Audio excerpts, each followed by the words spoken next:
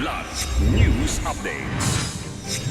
Mga balita ngayon, 5 armas isinuko sa militar sa Sulu.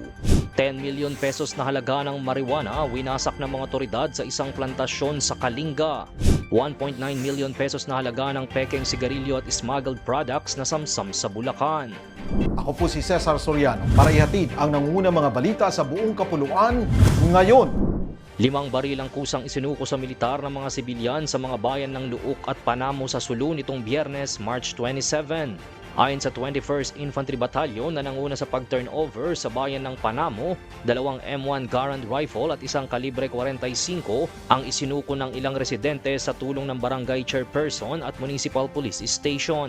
Samantala, isang M1 Garand rifle at isa ring kalibre 45 ang voluntaryong ibinigay sa barangay Tulayan Island sa Luok sa koordinasyon ng mga sundalo, pulisya at lokal na pamahalaan. Binigyang diin ng militar na mahalaga ang papel ng mga lokal na lider sa pagpapalakas ng kampanya para sa gun-free at peace-centered communities. Ayon pa sa mga opisyal, ang voluntaryong pagsuko ng mga baril ay nakatutulong upang mabawasan ang banta ng karahasan at mapanatili ang kapayapaan at seguridad sa lalawigan ng Sulu.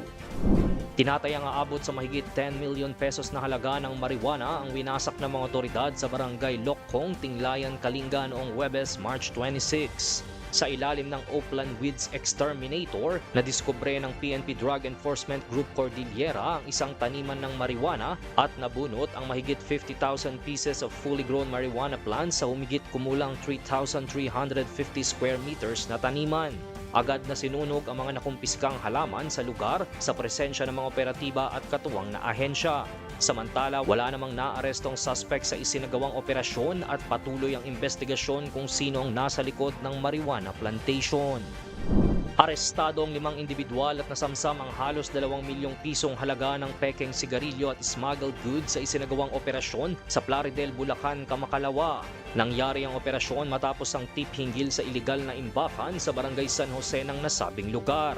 Nakumpirma sa inspeksyon ng mga pekeng Marlboro at iba pang hindi nabayarang buwis na produkto kabilang ang iba't ibang consumer goods na walang kaukulang permit na aabot sa 1.9 million pesos ang halaga.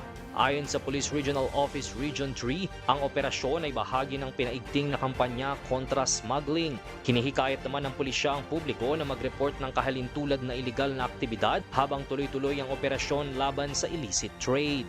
Para sa Kidlat News Channel, ito si Jai Reyes, nag-uulat. Ako po si Cesar Soriano, kasama nyo sa bawat pagputo ng balita.